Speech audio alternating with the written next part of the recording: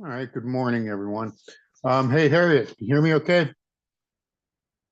Yes, All right. For everyone's knowledge, Harriet is our court reporter, and I'm going to try very hard to talk much slower and much clearer for Harriet, or she will get mad at me again, and I can't have that. So I'm I'm going laughing. to, so I will ask just before we get started with everyone, um, if you, and I'll mention this again, but please try and speak slowly and clearly, and and also when you tell your name, say your name, spell your name also, and who you're with. And there I would talk too fast, so we don't want to do that. Okay, you ready, Harriet? Yes, All right.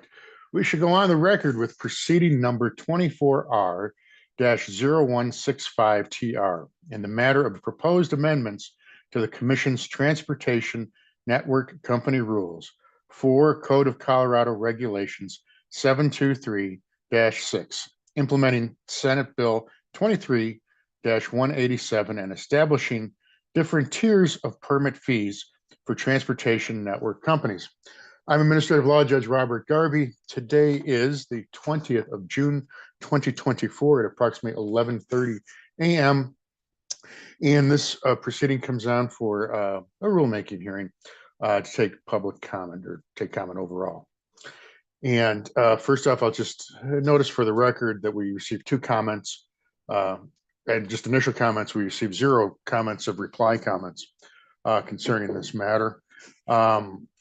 And what I'll do, I want to thank people for those who, if they're watching, if they gave comments, we really appreciate that.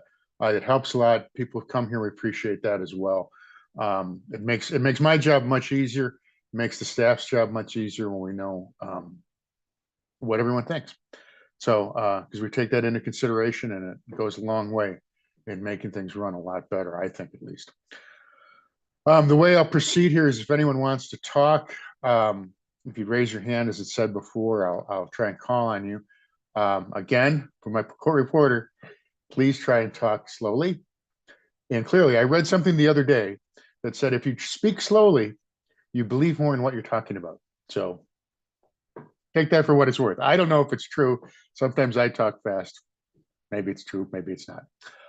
But please do that. Please state your name, spell your name for our court reporter, and then who you're with, and then spell that as well.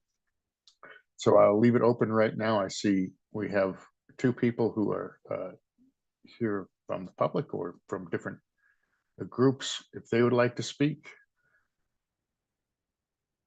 And Mr. Salvo, I will tell you, I'm going to go over a couple things because I read what you wrote, and it brought up some questions for me. And so if your hand doesn't go up, I'm going to just say a few things here to try and prompt you a little bit. So, Please do. I'm happy to say a few brief words, but I know you've also received our written comments. Right. Okay. Well, and I'll tell you what what I'll do then. I didn't know how many people we were going to have here today, and how active anyone was going to be in talking. But like I said, I did receive yours. I thought it was very interesting, and I really appreciate that. I want you to know that for sure. And it brought up a lot of questions in my head when I was reading through it. Realized I don't write these rules. I get these rules kind of like you do, and I look at them and I go, "Huh, what can we do with these?" So one of the things that I thought that you guys kind of said was almost that there would be tiers within tiers. Is that a correct way of understanding it? I think what we were proposing was more that there would be potentially 3 tiers or the number of tiers that you all thought appropriate. But within the tier, the permit fee would have a range. And depending on market factors, maybe you have 2 or 5 TNCs within a particular tier, but not all of them would have to be charged the exact same permit fee. There may be market factors that suggest that even within the same tier, one TNC would be charged near the bottom of the range while another would be charged near the top. Does that make sense? It kind of does. When I was looking at it, and I'll tell you, I've spoken to my advisor about this. One of the problems that I had, what I saw, was if we have a new company coming in, some of the things are related to market share, and we should look at that, and things that established companies would have. But obviously, if you're a new company, you don't have that. You don't have any market share. You don't have any drivers. I mean, who's driving for a company that hasn't gone to business yet? But and I think in wanting to create more opportunities for TNCs and for drivers as well, I thought kind of that there should almost be two different, I mean, either two different tier kind of things or two different separate things that there's the established folks with the three tiers of what you have, and then there's the new folks coming on. Because I looked at it and I thought, if Meta decides to get into the TNC business, well, they're a whole different animal than if Union Cab, which is a cooperative, decides to try and do it, and there are a bunch of drivers that try and do it. And should the fee be the same for Meta as it would be for someone like that? So, and again, at that point, they both have the same market share. So if one of the things I'm looking for is Meta's market share and Union Cabs, I don't know if Union Cabs are live anymore, but if their market share would be their cooperative, they'd be the same, but obviously they're really kind of two different animals in there. And I don't know what you thought about that, that if there would be a starting, an entrance fee, we'll call it that, almost like if you join at a gym. And so you have to have the membership, the joining fee, and then each year you renew and it costs you $87 or whatever, and do it that way. I mean, what is your feeling about something like that?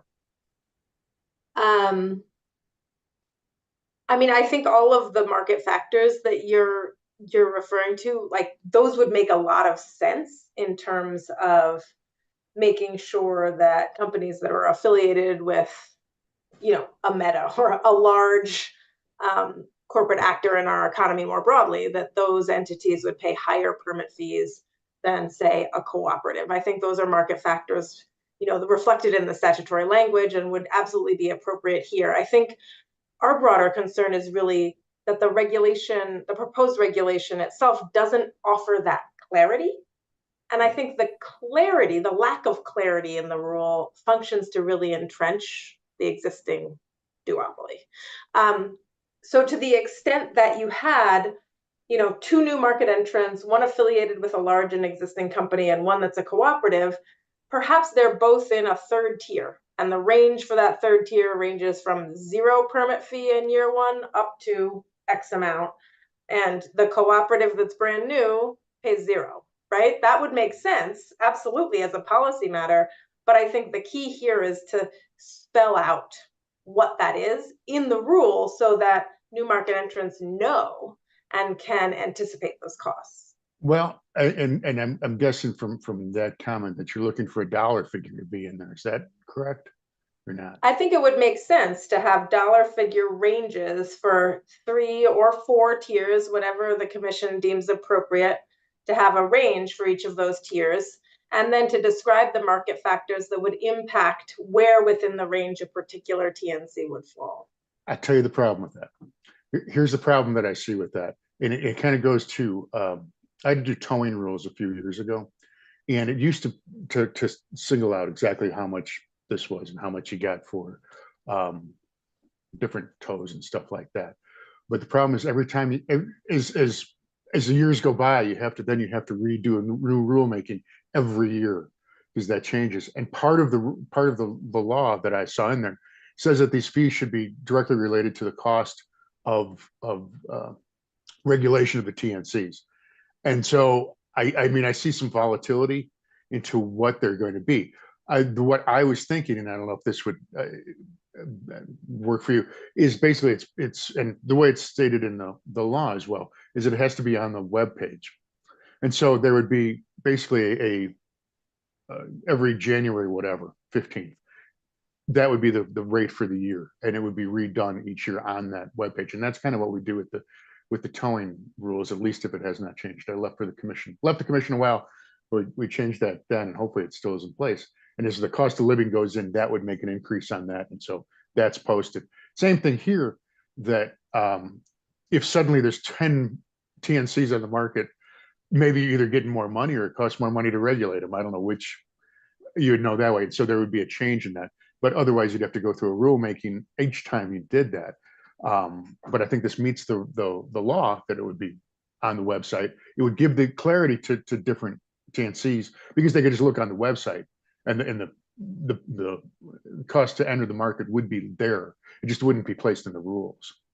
How does that sound? Yeah, I think one interesting solution to, I think, what is sort of a similar problem to what you're identifying of like the number increasing is what the CDLE did with the pay calc order. I don't know what pay calc acronym actually stands for, but basically what it is rather than redo the comps order annually, which the CDLE did for many years in order just to increase the number that is the minimum wage, because the minimum wage must go up annually based on inflation, they created the pay calc order. So you don't reopen the entire rulemaking, you just reopen the number. And that is really what is going to change annually. Um, Unless, of course, you need to reopen the entire rulemaking. And so that could make sense here to the extent that you want to peg these permit fees to inflation, or you want to peg them to, be related to the costs of regulating them, because I recognize that they're supposed to cover Right. your administrative costs of regulating. So you could have a separate rule like pay calc that facilitates that without a broader rulemaking, and maybe that would be like one example of a way that that could work. Well, I mean, I personally, I kind of think it's easier for folks to look on the website and find that number there each year. I don't know. It's one of the things we'll think about that. I want to go to two other things that you mentioned before I forget this. You, if I recall correctly, thought that perhaps there'd be a lower fee if TNCs were using electric vehicles or different things like that, which were more environmentally positive. How do you think we could do that? One of the things that I thought right away when I was talking to my advisor, I'd say, they come in and they go, listen, we have 100 vehicles that are all electric. And then, day two, they have 40 because they've sold 60 of them right away. Now they don't. Yeah. how do you enforce that? How do you make sure that they keep up with that? Or how do you think that would be done? I mean, I guess, to some extent, we have to assume and hope for good faith. And the permit fees are annual, right? So it's not Yeah. like 10 years goes by and circumstances change so dramatically. Yes, it's possible they sell off their entire electric fleet a day later, but I think there is certainly room in the breadth of the statute for you all to use some discretion to think about market factors beyond just those that are listed in the statute. And it seems like environmental concerns and some of the efforts that some of the TNCs have put into making sure that they do some more environmentally friendly things could certainly be a relevant market factor. I don't know, it's determinative. We're not talking like these massive fees, right? It's up to like what, 120,000 or something a year. I don't remember, but that could still give you some discretion to offer a credit or a slight reduction related to those kinds of things. Okay. Let me ask you one last one that I thought of when I was looking at this. And I got a feeling that you're pro driver.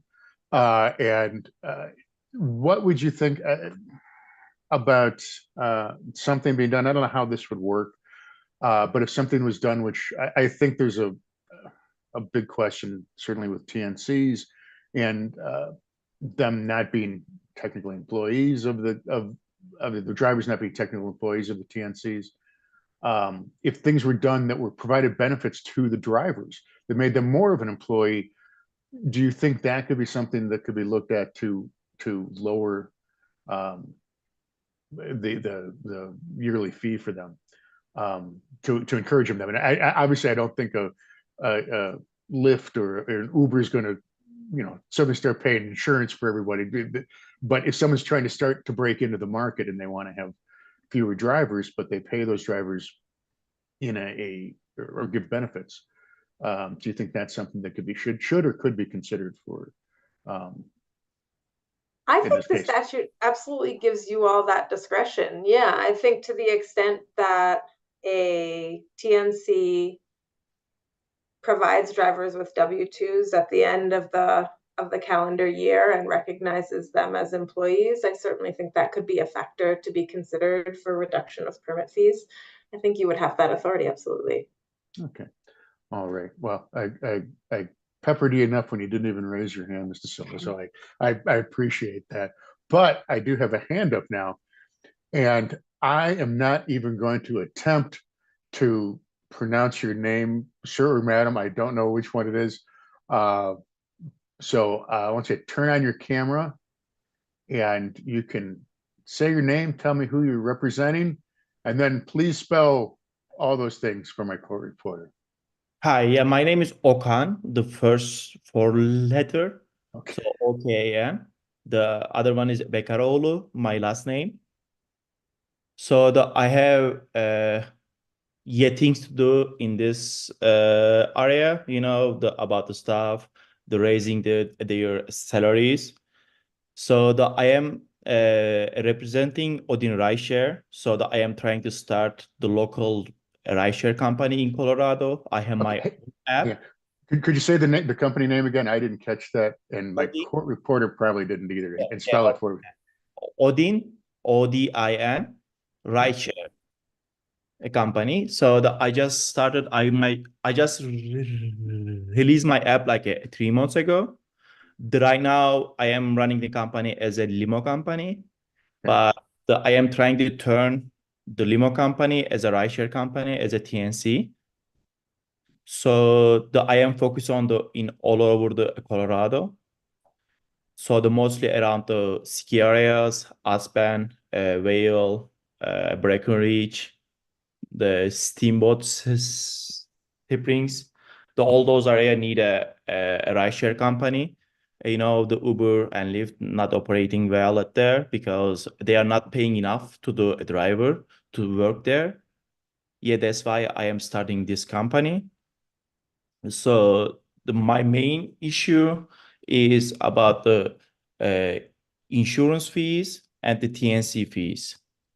If the Colorado support about some way about the TNC tiers or the installment about the payments, it will help me a lot. Also, I am planning to paying more to the drivers so that way they can work in those area too. They don't stuck only in the Denver area because I drive for Uber and Lyft many years. So they are focusing the big markets, not like the Colorado, not like in Denver only, because in this area is many events. In summertime there is concerts in everywhere, and in wintertime there is skis at the mountain, also camping, all those things, and yeah. Did you go before to the Aspen or Vail? I'm sorry.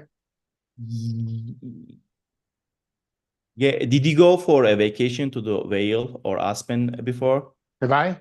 Yeah. Yeah, I have. Sure. Yeah. Did you look for any rideshare company? Or You're actually asking the wrong guy. I moved away for a couple of years, so I did okay, a while ago. okay.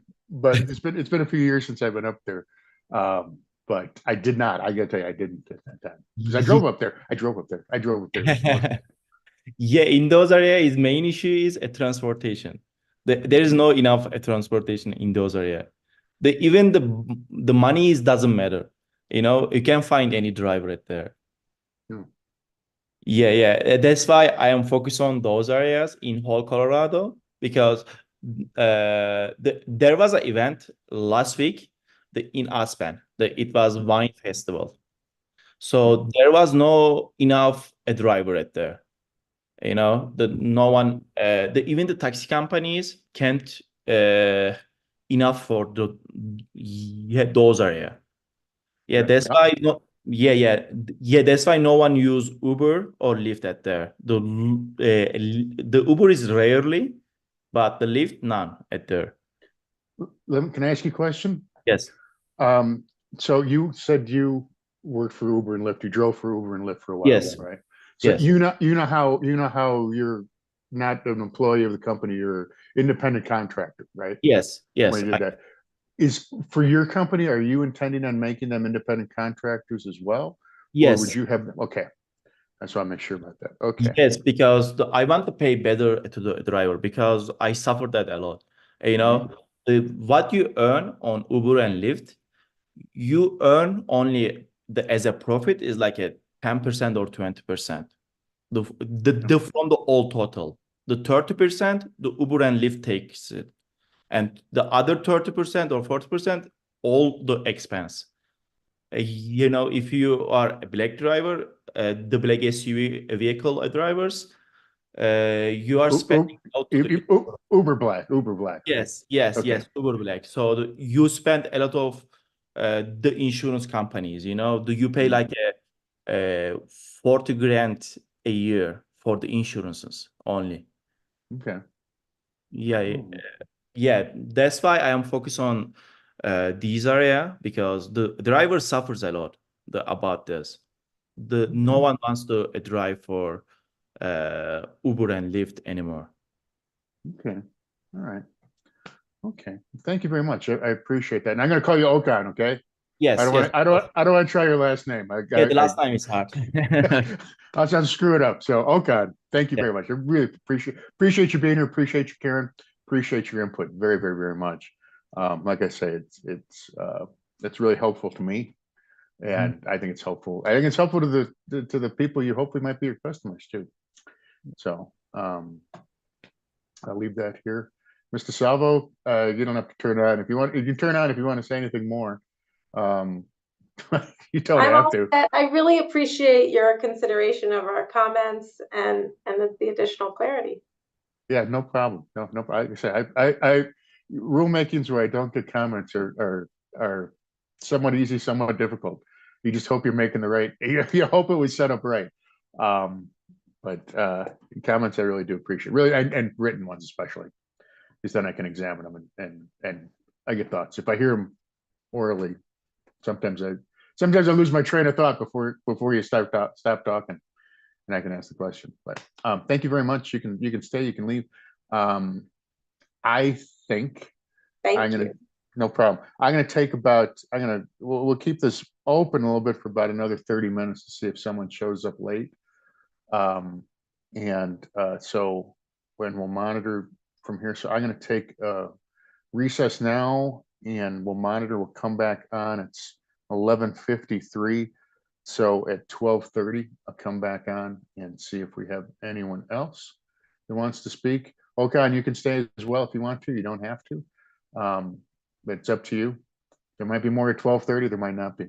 But we shall see. If there's no one, it's no one back at 12. If I go back on at 12:30 and there's no one here, we'll probably end the hearing at that point. So, but thank you again.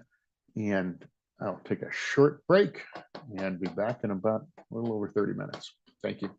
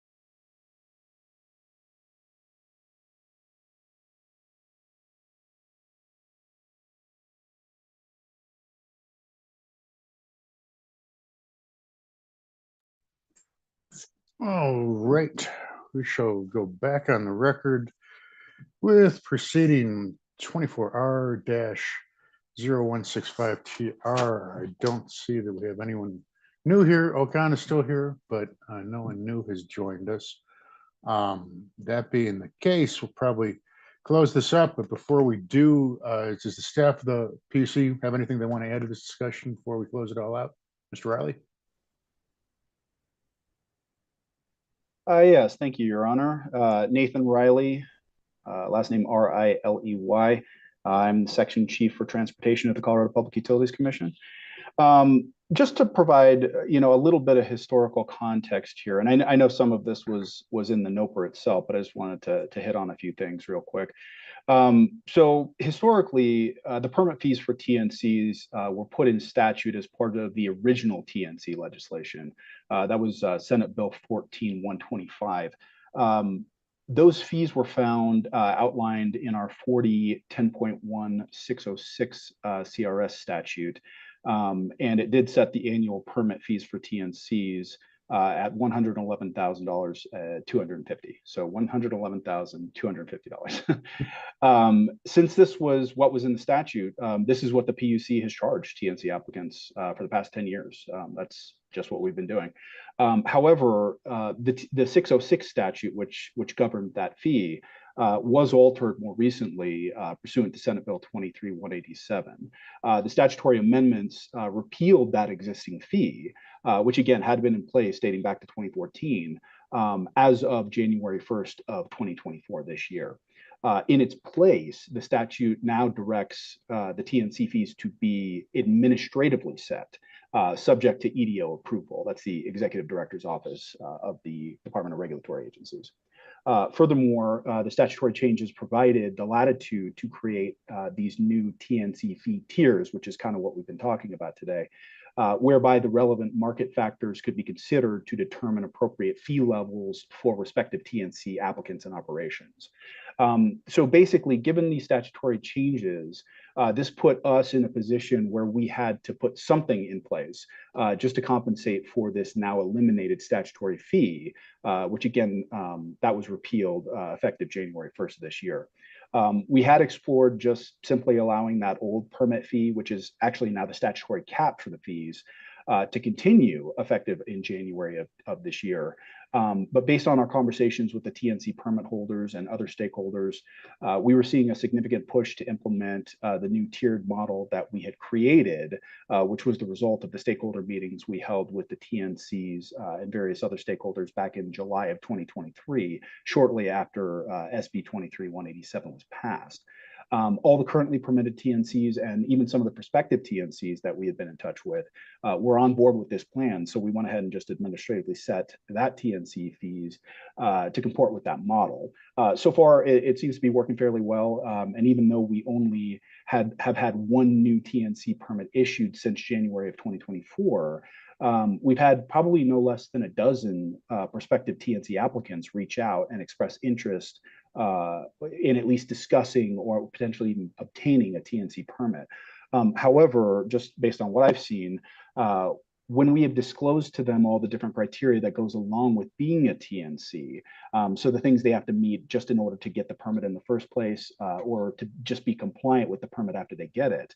So things such as having to have 3 different insurance policies as opposed to 1, which a lot of other passenger carriers are only required to have 1. Being responsible for background checks for their TNC drivers. There's going to be some new transparency requirements resulting from some recently passed legislation, Senate Bill 24R-0165. There's going to be a whole lot of new things that TNCs are going to have to do once that becomes effective. So once we kind of relay all that to them, just in full transparency, making sure they understand, what they're getting into when they apply to be a TNC, a lot of those conversations tend to dissipate a bit. But we want to make sure they understand what they would be responsible for should they follow through with a TNC application and issuance of a permit. So just FYI, that's some of the stuff going on in the background. While we're open to different concepts of how this new tiered model might work, I think we seem to have a pretty all the basics in a pretty good place. So, for example, the 3-tiered model seems to be fitting pretty well without making the ranges too wide. And while the current prices for those tiers might still be pretty high, I would imagine we would see them go down as more and more TNCs enter the market, since obviously more TNCs being part of the market allows us to more evenly spread out the cost of regulation amongst more TNC operators and permit holders. I do think there have been some good points brought up as part of the written comments, such as which data points are most appropriate to gauge the market. The comment filed by Razor LLC, for example, suggested that trip volume might be the best metric to consider. But as Your Honor alluded to earlier, we could potentially see a larger TNC operation enter the market for the first time. And since they're coming in for the first time, they wouldn't really have any historical trip volumes to pull from. Again, since they're coming in for the first time. So yeah, again, I think we can discuss which of those metrics are best to consider with whatever model ends up being set up here. We also agree that certain aspects identified in the statute, such as the business structure of the TNC, how many years they've been in operation, things like this, probably don't weigh as heavily into the scope of the TNC's market share or the size of their operation, as much as more tangible factors such as trip volume, for example, or the driver-rider count. Those are things that might need to be weighed more heavily, just based on the fact that I think the general perception of these tiers being set up is that the larger ones are in the higher tiers and the smaller ones are in the lower tiers. So again, I think that rests heavily on the size and scope of their operation. Might be one of the bigger factors to consider to determine the best placement for them. So these are all important things to think about as we move forward in this NOPR. And we hope we can come up with a model within the rules that accounts for all of these competing factors, while at the same time doing what the intent of the legislation was, which is creating a space for some of these smaller TNC operators to enter the market.